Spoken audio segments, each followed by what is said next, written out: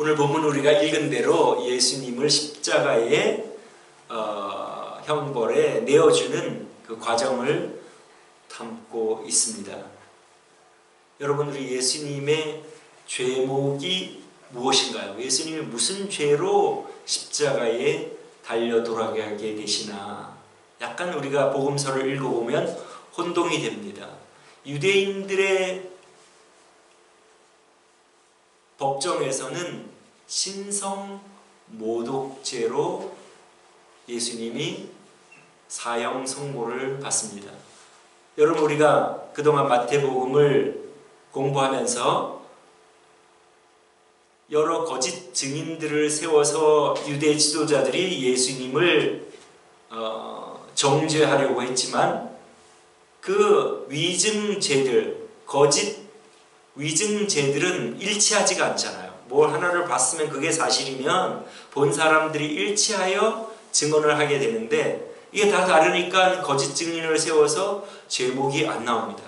그래서 마지막으로 대제사장이 무엇이라고 묻습니까? 내가 하나님의 아들 그리스도냐 물었을 때에 예수님께서 그렇다고 네가 그렇게 말하였다. 그렇다 말씀하신 후에 어떻게 말씀하십니까? 인자가 권능의 오른편에 계시고 또 인자가 구름을 타고 내려오는 것을 볼 것이다. 그러니까 이 대제사장이 더 무슨 할 말이 있느냐 하고 자기 옷을 찢고 이 죄는 무엇에 해당하느냐? 그 사내들인 그 원로 공회 법정에서 물으니까 다 사형에 해당한다 하고 사형 선고를 받게 됩니다. 예수님이 권능의 우편에 앉아 계시는 것과 너희가 내가 권능의 우편에 앉아 있는 것과 또 구름을 타고 내려오는 것을 보리라. 그것이 왜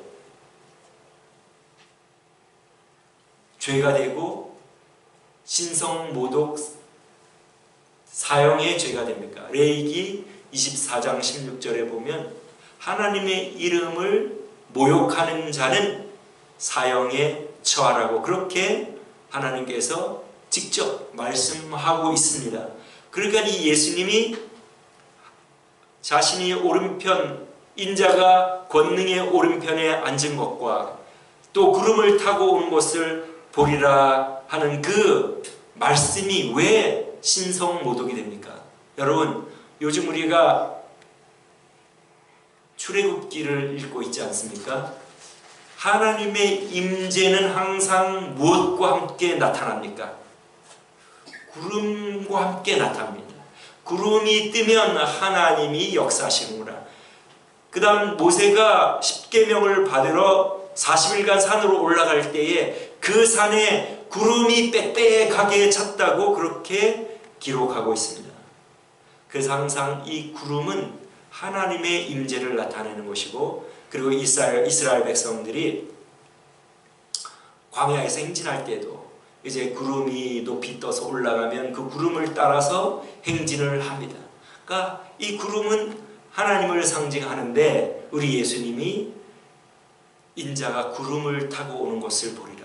자신을 하나님이라고 얘기를 했다고 해서 신성모독죄로 사형을 선고를 하게 되는 것입니다.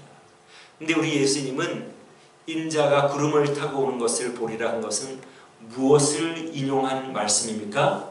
우리 다니엘서에 보면 다니엘이 환상 가운데 인자 같은 이가 구름을 타고 오와서 하나님께로 인도되어서 그 하나님께서 그에게 영광과 권세를 주고 또 세상 모든 사람들을 다스리는 그런 권세를 주는 것을 다니엘이 환상 중에 본 것입니다. 그러니까 이 예수님이 자신이 인자라고 칭할 때는 바로 다니엘서에 예언된 그 인자가 바로 나라는 것을 지금 말씀을 하신 것입니다. 그 당시 다니엘은 구름을 타고 오면 분명히 하나님이어야 되는데 모습은 사람같이 생겼다는 말입니다. Son of Man, 사람같이 생긴 사람이 구름을 타고 내려왔다. 이 이해를 못한 거예요. 다니엘도 그 당시에는 이해를 못했고, 지금 예수님이 십자가에 돌아가시고 부활하시기 전까지는 다른 사람들도 이 인자가 무엇인지를 이해를 못한 겁니다. 그러나 우리 하나님께서는 일찍부터 예수님, 하나님의 아들을 인간의 모습으로 이 세상에 보내실 것을 예언하시고, 그분을 통하여 구원받은 모든 백성들, 세계 모든 만방 백성들을 다스리는 왕이 되시고 주님이 되실 것을 이미 말씀을 해 놓으셨고, 우리 예수님은 그것을 인용할 때에 이 유대 종교 지도자들은 그것을 이해하지 못했기 때문에 예수님이 구름을 타고 온다고 하니까 자기를 하나님의 자리에 앉혀 놓는 것으로 이해를 하고 바로 신성모독이다, 사형에 해당한다. 이것은 레위기 24장 10주 이후 16절 말씀, 하나님 말씀대로 신성을 모독한 것이고 사형에 해당하는 것이다. 그렇게 해서 사내들인 법정 그 공회에서는 예수님의 죄목은 바로 신성모독, 자기를 하나님과 동등되게 말하는 사람이라고 하여 신성모독으로 이제 죄를 정합니다. 자, 그런데 빌라도에게로 예수님을 끌고 간 것은 왜 끌고 갔을까요? 그 당시에 이스라엘은 로마의 식민지였기 때문에 사형할 권한이 없습니다. 다른 소소한 분쟁들은 사내들인 법정이나 그 이스라엘 현지 법정에서 다 해결할 수가 있었지만 사형에 가는 것은 로마 제국의 허가를 받아야 되기 때문에, 로마 제국이 사형에 해당한다고 판결을 내릴 때에만 사형을 집행할 수 있기 때문에 예수님을 로마 총독에게로 끌고 가는 것입니다. 그런데 로마 총독에게 가서 이 사람이 우리의 종교를 모욕하고 우리가 믿는 하나님을 모욕했으니 사형에 처해 주시오, 그렇게는 말할 수가 없는 거죠. 왜냐하면 이 로마 제국은 각 식민지에게 많은 자유를 줍니다. 그리고 반역죄가 아니면 포용하면서 잘 그렇게 다스려 나가는 굉장히 관대한 팔러시, 관대한 정책을 씁니다.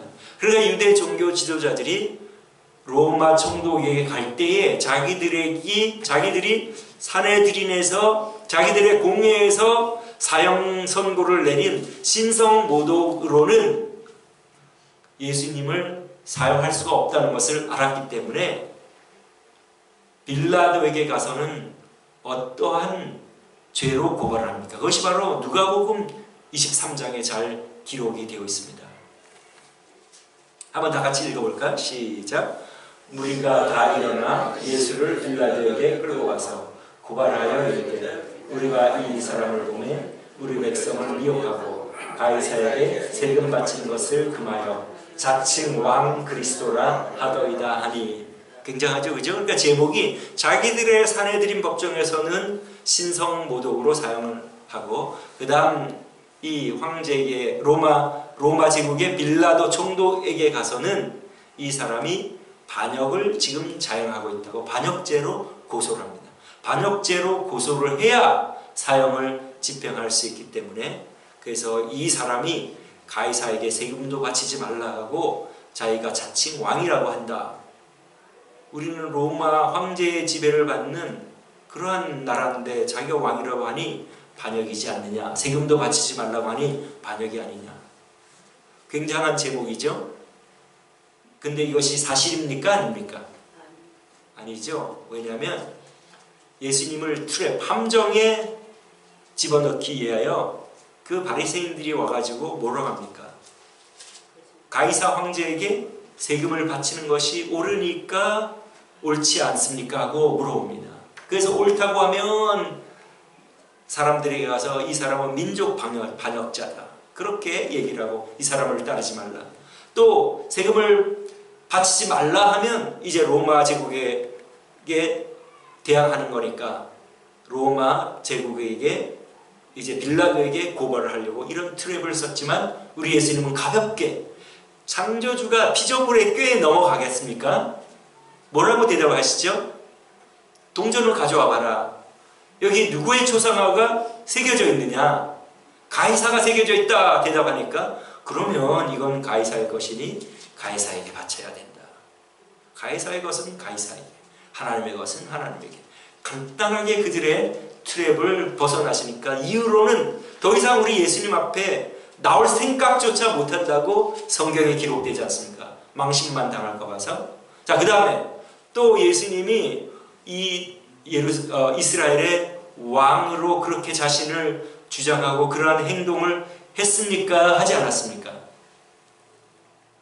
하지 않았죠? 여러분들 오병이어 기억하잖아요. 오병이어로 사람들이 먹고 배부르니까 이 예수를 왕으로 삼으면 우리 먹는 문제는 해결을 해주겠구나 하고 왕으로 삼으려고 임금 삼으려고 하지 않습니까? 그러니까 예수님이 제자들을 먼저 건너편으로 보내시죠. 왜냐하면 제자들이 거기에 버티고 있으면서 아, 우리 예수님이 이제 왕이 되시나 보다 하고 마음이 들뜨고 거기에 편승할까 봐서 먼저 제자들을 건너편으로 보내시고 그 다음 무리들을 흩지 않으십니까? 임금 삼으려고 하는 사람들을. 그러니까 우리 예수님은 이스라엘 일개 왕으로 오시는 것이 아니죠. 나중에 우리 요한복음에 보면 이 빌라도가 네가 왕이냐? 내가 왕이다. 예수님이 대답하시면서 그러나 나의 나라는 이 세상에 속한 것이 아니다. 그렇게 말씀하시지 않습니까? 우리 예수님이 이 땅에 왕으로 오셨다는 것은 절대적으로 그 신하들은 복종해야 될 그러한 의무가 있는데 왕으로 오셨다는 것은 자신을 믿는 하나님을 믿는 사람들의 왕으로 오셨다는 말이지 영적인 왕으로 오셨다는 말씀이지 인간 세상의 일개의 왕으로 오셨다는 그런 말씀이 아니지 않습니까? 그래서 무리들이 예수님을 왕으로 삼고자 할 때에 모두 흩으시지 않습니까? 정말로 우리 예수님이 왕으로 등극하기를 원하셨으면 얼마나 좋은 기회입니까? 거기 한 3,000명, 장정만 3,000명이면 10,000명 이상 될 텐데 어쨌든 5,000명을 먹이셨죠. 5,000명을 먹이셨으니까 한 10,000명 이상은 되지 않겠습니까? 그러니까 거기서 왕이 되려고 하셨으면 왕이 되실 수도 있었지만 그러시지를 않았습니다. 그러니까 이 사람들은 거짓으로 로마 총독에게 가서 고발을 합니다.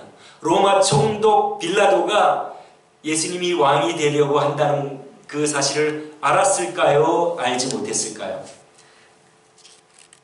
이들의 그 고발이 거짓말이라는 것을 알았을까요? 알지 못했을까요?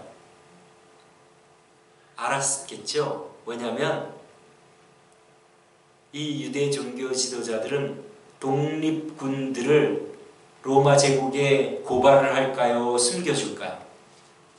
당연히 이 유대 종교 지도자들은 숨겨주겠죠. 자기 나라를 위하여 독립운동을 하고 로마 제국에 반하는 그러한 일을 하는 사람을 숨겨줘야 되는데 도리어 자기들에게 와가지고 예수가 반역죄를 저지른다, 또 왕이 되려고 한다, 그렇게 말하는 것은 어처구니 없는 거짓말인 것을 우리 빌라도가 잘 알고 있었을 거예요. 그 다음 또 첩보 부대가 있지 않았겠습니까? 그 로마 제국이 자기의 속국을 통치하면서 항상 민심을 알아보고 주시하고 정보원들을 곳곳에 배치해서 이 나라에 어떠한 문제가 있고 어떤 반역을 일으키려고 준비를 하는가, 그런 첩보들을 다 수집을 하지 않겠습니까? 그리고 빌라도에게 보고를 하지 않겠습니까? 특별히 예수님에 대하여 예수님이 군중들을 몰고 다니는데 이 로마 제국에서 가장 우려하는 것이 무엇입니까? 우리 북한에서 가장 우려하는 것이 뭐죠? 사람들이 모여서 그 북한 정권에 대항할까봐 막 감시를 하고 삼엄하게 감시를 하고 이러한 그 미디어나 이런 걸 사용하지 못하도록 철저하게 감시를 하지 않습니까? 로마 제국도 마찬가지. 자기의 속국을 반역이나 이런 것이 일어나지 못하도록 감시하면서 정보원들을 배치했을 텐데, 그 무리가 모인다는 것은 가장 요주의 대상 아닙니까? 그러니까 정보원들을 확인해서 거기서 무슨 일이 일어나는지를 보고하게 했는데, 이 예수는 가난하고 어려운 사람들을 도와주는 사람이요, 질병을 고쳐주는 사람이요, 기적을 행하는 사람이라 우리 로마 제국에는 전혀 위협거리가 되지 않소. 오병이어의 기적을 일으키고 사람들이 임금을 삼고자 했을 때 이 예수는 도리어 제자들을 흩고 무리들을 흩는 그런 사람이니, 이 예수는 우리나라에 전혀 위협이 되지 않는 인물이니 안심해도 좋습니다. 첩보가 들어가지 않겠습니까? 또 오늘 우리 본문의 이 아내가 뭐라고 말합니까? 사람을 보내서 이 옳은 사람 때문에 내가 많은 애를 썼다, 밤새. 이 말은 벌써 이 부부가 예수님에 대해 어떤 사람인가를 그들이 이미 얘기를 하고 있었던 것을 가르쳐주는 힌트가 됩니다. 즉 예수에 대해서 밥을 먹으면서 아니면 대화를 하면서 얘기를 했을 거 아닙니까? 그 첩보가 올라왔는데 이 예수는 병자들을 고쳐주고 가난한 사람들에게 먹을 것을 주고 나눠주는 그런 훌륭한 사람이다. 우리 로마 제국에는 전혀 위협이 되지 않는다.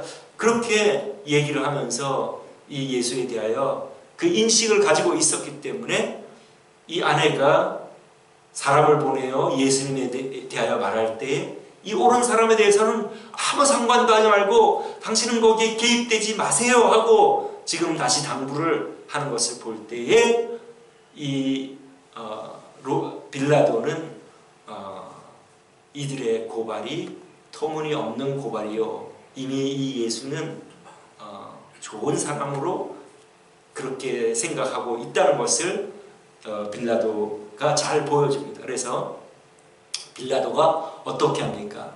이 유대 종교 지도자들이 시로 넘겨준 걸 안다고 했잖아요. 그러니까 이 사람들을 통해서는 예수를 석방할 수 없으니까 군중들을 이용해서 예수님을 석방하려고 하는 노력을 하지 않습니다. 그 당시에 명절이 되면 우리도 광복절 날 사면을 하는 것처럼 벌써 그런 광복절 사면이 이 옛날 이 이스라엘 예루살렘 이스라엘에 있었던 것을 따라하는 그러한 것을 우리가 알 수 있는데, 명절에는 사면을 하는데 무리들이 죄수 중 하나를 사면을 요구하면 들어주니까 무리들을 통하여 예수님을 사면하려고 했지만 이 유대 종교 지도자들은 벌써 무리를 선동하고 회유해서 이제 바라바 대신 예수님 대신 바라바를 놓아달라고 구하라, 그렇게 다 조정을 해놓았기 때문에 빌라도가 예수님을 구해주기 위하여 무리에게 도움을 구하면서 무리에게 이제 예수님을 사면해 주기를 기대하는 마음으로 물어봤지만 거기에도 또 허사로 돌아가니까 어떻게 합니까? 이제는 대야에 물을 가져와라. 대야에서 이제 자기 손을 씻으면서 나는 이 사람의 죄에 대해서는 무죄하다. 너희들이 당하라. 그러니까 우리와 우리 자손에게 그 죄를 돌려라. 얼마나 위험한 말을 했습니까? 어떤 사람들은 히틀러에 의해서 나치에 의해서 600만이 학살된 것은 바로 이들의 그 요구 때문이 아닌가 하는 그런 해석을 하기도 하고, 유대인들이 어디를 가든지 미움을 당합니다. 엊그제 뉴스에서도 헤이트리드 크라임이 많이 요즘 증가하고 있는데, 증오 범죄죠. 증오 범죄. 증오 범죄의 타겟은 동성애자들, 흑인들, 그 다음 유대인들, 꼭 들어갑니다. 유대인들이. 그렇게 지금 증오 범죄가 최근에 많이 증가하고 있다는 그런 뉴스를 들었습니다. 아마 이것이 어쩌면 이들의 우리와 이 죄를 우리와 우리 조상에게 돌려달라. 우리가 말을 잘해야 됩니다. 우리가 조심해서 해야 되는 것을 알 수가 있습니다. 그리고 결국은 예수님께서 그들을 이제 십자가에 처형하도록 내어주는 것이 오늘 본문의 내용입니다. 오늘 말씀을 통하여 우리가 배울 교훈은 무엇입니까? 하나님께서는 우리 인간이 어떠한 일을 하든지 그 각 사람의 자유를 주시고 그것을 그대로 허락하신다는 것입니다. 이 유대인들이 예수님을 죽이고자 했을 때에 막지 않으시고 그대로 허락을 하십니다. 왜냐하면 예수님은 이제 그때가 됐기 때문이고 십자가에 돌아가심으로 우리의 인류의 죄를 사해 주시기 위한 자신의 사명이 이제 이루어지기 때문에 이 빌라도가 신문을 할 때도 아무 얘기도 하지 않습니까? 때가 왔고 이제 자신이 뭐 아무 변명이나 그래서 기이 여긴다는데 죄수들을 잡아와서 신문을 하고 그러면 자신을 변론하는데 변론을 하는데 아무 얘기도 안 하니까 헤로드 왕이 신기하게 여긴다, 기이 여겼다고 말씀하지 않습니까? 예수님은 자신의 때가 왔기 때문에 묵묵부답으로 그저 십자가의 길을 가신 것이고 또 이 유대의 지도자들은 자신들의 그 악한 마음을 하나님께서 그대로 허락하셔서 예수님을 십자가에 못 박게 되는데 우리 하나님께서는 처음부터 우리를 존중해 주십니다. 우리를 처음부터 존중해 주셨어요. 선악과를 따먹지 말라.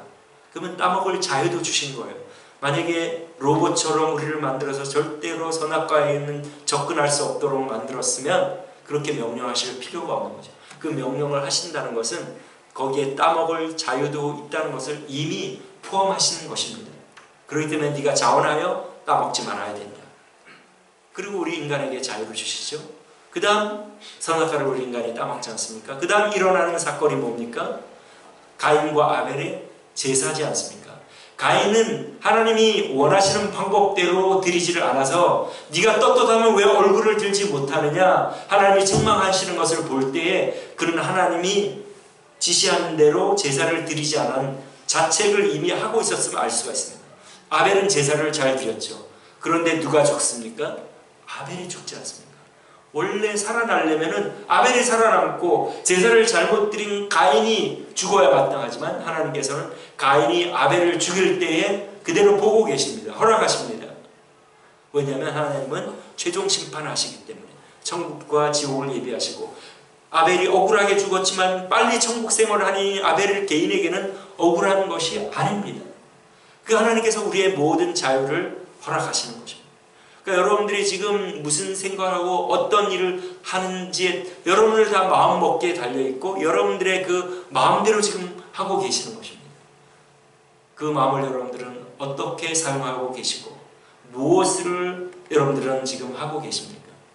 저는 여러분들이 하나님이 보시기에 합당하고 하나님이 기뻐하시는 일들을 하고 하나님이 싫어하는 일을 하지 않으므로 하나님께 영광 돌리는 여러분들에게 주신 마음의 자유를 하나님께 영광 돌리고 하나님이 원하시는 생각과 말과 행동을 통하여 하나님을 영화롭게 하고 그 결과로 그 자체가 하나님 앞에 우리가 하나님을 영화롭게 하고 하나님 앞에 부끄러움이 없게 살아가면 그 결과적으로는 누가 좋습니까? 우리 자신이 기쁘고 만족하고 행복하지 않습니까? 그러나 하나님 앞에 떳떳하지 못하면 우리의 마음이 뭔가 항상 어둡고 무겁고 그러지 않습니까? 그러니까 우리가 하나님 보시기에 합당하게 살라고 하는 것은 결국은 우리를 위하여 하시는 말씀인 줄 믿습니다. 믿죠? 예, 그래서 우리에게 주신 이 무한 자유를 우리가 어떻게 사용하느냐 우리의 마음이 나고 우리의 행하는 그 자체가 나라고 하나님께서 우리를 판단하시기 때문에 우리의 주신 마음의 자유로 하나님이 기뻐하시는 마음과 생각과 행동을 여러분들이 하시기를 주님의 이름으로 축원합니다. 아멘. 두 번째 우리 배울 교훈은 신앙생활은 자기를 부인하는 생활이 신앙생활입니다. 여러분 빌라도가 유대 종교 지도자들, 종교 지도자라는 유대 지도자들입니다. 왜냐하면 유대는 종교가 이끌어가는 사회이기 때문에 이 유대 종교 지도자들이 예수를 넘겨준 그 이유를 빌라도가 지금 이 본문에서 뭐라고 말하죠? 그들이 뭐 때문에 예수님을 넘겨줬다고 말합니까?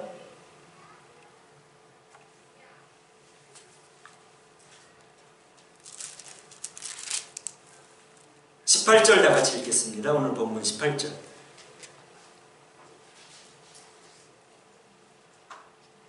시작. 이는 저가 그들의 시기로 예수를 넘겨준 줄 압니다. 그러니까 벌써 빌라도가 이들의 그 의도를 정보가 다 첩보가 들어왔지 않겠습니까? 이 예수가 기적을 행하고 놀라운 가르침을 하니까 유대 종교 지도자들이, 그래서 군중들이 예수님을 따르니까 이들이 시기가 났구나, 시기를 많이 하고 있습니다, 그런 첩보가 들어갔으니까 알지 않겠습니까? 그죠? 왜 그들은 시기를 했을까요? 제사장들은, 대제사장들은 그들을, 백성들을 대신하여 제사를 드립니다. 그죠? 그 제사를 드림으로 제사장님 감사합니다, 저를 대신하여 제사를 드려주시니 참 감사합니다고 인사도 받고 존경을 받지 않겠습니까? 그리고 제사장 계급은 사두개인이고 그 다음 바리새인들, 이들은 제사장 사두개인들은 하나님께 제사를 대신 드림으로 백성들에게 공경을 받고, 바리새인들은 사람들에게 하나님 말씀을 가르치는 성경 교사들입니다. 그러니까 그들은 백성들에게 성경을 가르치니까 선생님 오늘도 말씀 잘 배웠습니다, 감사합니다, 그리고 존경을 받아왔는데 갑자기 예수님이 나타나서 그들의 가르침과는 차원이 다른 놀라운 말씀들을 가르치고, 그 다음 성전에 가서는 그들을, 제사장들이 성전에서 장사하여 굉장한 이익을 남기는, 백성들을 착취하는 그런 것을 못하게 하고 강도의 구류를 만든다고 하고 성전을 깨끗하게 하니 더 화가 나는 거죠. 엎친 데 겹친 격으로 예수님을 고발하지 않습니까? 결국은 자기 자신을 부인하지 못하여 자기들이 영광을 받고 자기 영광을 받으면서 살고 있었는데, 갑자기 예수가 나타나서 자신들의 위선을 지적하고, 바리새인과 서기관들에게는 회칠한 무덤이여, 너희들은 잘은 가르치긴 하지만 너희 행동에서는 전혀 그렇지 않다. 너희들은 사람들에게 옳게 보이고 영광, 너 자신의 영광을 추구하는 사람이지 하나님께 영광 돌리는 사람이 아니다. 그 말을 한 거예요. 그러니까 믿지 않는 사람들의 가장 큰 특징은 뭐냐면 자기 영광을 구하는 것입니다. 왜냐하면 마귀가 자기 영광을 구하기 위하여 타락을 하지 않습니까? 천사가 자기 영광을 위하여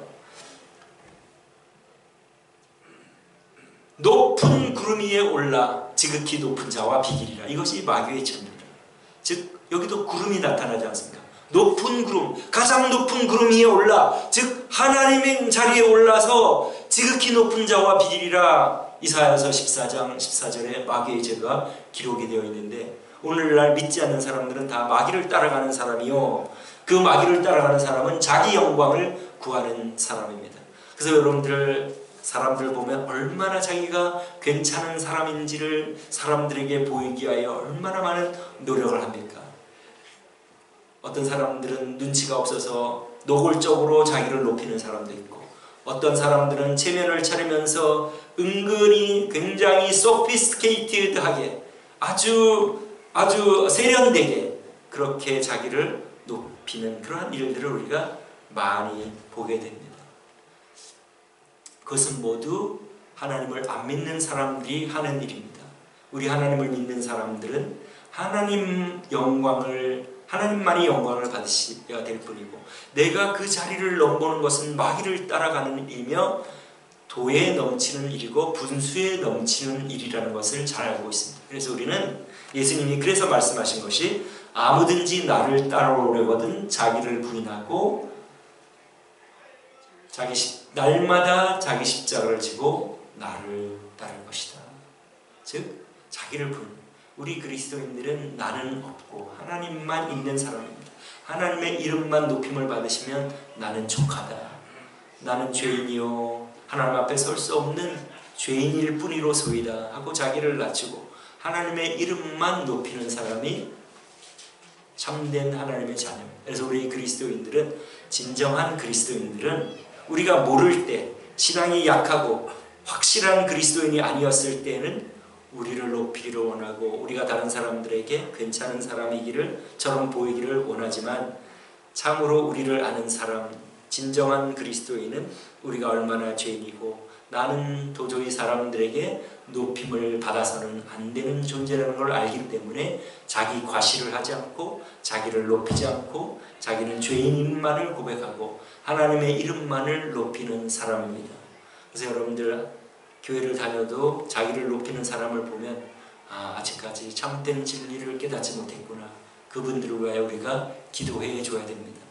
그래서 참된 그리스도인인지 아닌지 분별하는 것은 내가 상처를 받아서 극복을 하느냐 못하느냐 이걸로 우리가 진단해 볼 수가 있습니다. 우리는 모두 자기가 죽은 사람이기 때문에 인간인 영고로 어떤 나쁜 말을 듣고 억울한 말을 들을 때 일시적으로 기분이 나쁠 수는 있지만 그것이 우리를 계속해서 억누르고 우리에게 화가 나게 하고 우리를 막 속에서 불이 끓게 하고 그렇게 하지를 못합니다. 왜냐하면 우리는 죽은 사람이라는 것을 순간순간 고백하기 때문에 여전히 우리가 순간순간 살아서 그런 말들을 들을 때에는 분이 나고 하지만은 곧 즉시 나는 죽은 사람이고 나는 하나님만 영광 받으실 분이시지. 그리고 그런 일을 당할 때 내 자신을 돌아보고 내가 잘못했으면 상대방에게 사과하고 나를 돌아보고 내가 잘못하지 않았는데 상대방이 터무니없이 나를 오해하고 미워하고 공격하면 하나님이 아시니 하나님 아시죠. 또 그 사람을 위하여 기도하고 그 사람의 오해를 풀 수 있도록 하나님 그가 또 참으로 하나님을 믿을 수 있도록 기도하면서 그걸 잘 해결하기 때문에 결단코 우리는 그 상처나 이런 것들이 우리를 억누르거나 지배하지 않습니다. 왜냐하면 우리는 우리 자신은 우리가 얼마나 죄인임을 알고 우리는 높임을 받을 사람이 아님을 알기 때문에 그런 것을 잘 넘어가게 됩니다. 그래서 오늘 이 말씀을 통하여 우리에게 주신 무한 자유를 하나님이 기뻐하시는 데 사용하고 그 다음 우리 자신을 부인하고 우리는 아무것도 아니고 하나님의 이름만 영광을 받는 것이 나의 삶의 목표다. 그러지 않고 내가 살아있으면 거기에서 많은 문제가 생깁니다. 상처도 받게 되고 거기에 지게 되고 우울증도 오게 되고 그러는데 딱 자기를 포기해버리면 굉장한 자유가 있습니다. 아무것도 나를 넘어뜨리지 못합니다. 나를 절망하거나 낙담하게 못합니다. 왜냐하면 나는 나를 포기하고 해버렸으니까 더 이상 그런 것이 남을 것이 없기 때문에 그렇습니다. 그래서 이 유대 종교 지도자들은 하나님을 믿는 것처럼 보였지만 자기들의 영광을 구함으로 하나님의 아들이 오셨을 때 그 하나님이 받으실 그 영광을 자기들이 받지 못한다고 하여 하나님의 아들을 죽여버리는 그러한 참 극악무도한 그러한 일을 했고 결국은 멸망의 길로 가게 되는데 그러나 그 중에 양심적인 제사장들은 나중에 회개했다고 사도행전에 나옵니다. 진심으로 하나님을 찾는 자들은 하나님께서 항상 기회를 주시고 용서해 주시고 하나님 앞으로 인도를 해 주십니다. 그래서 우리 여기 있는 저와 여러분들 하나님께서 주신 자유를 우리 하나님을 영화롭게 하고 나는 없어지고 죽어지고 하나님의 이름만 높임을 받으시면 된다고 생각하면서 일생을 살아가시다가 우리 하나님의 나라로 인도함 받는 우리 모두가 되시기를 주님의 이름으로 축원합니다. 기도하겠습니다.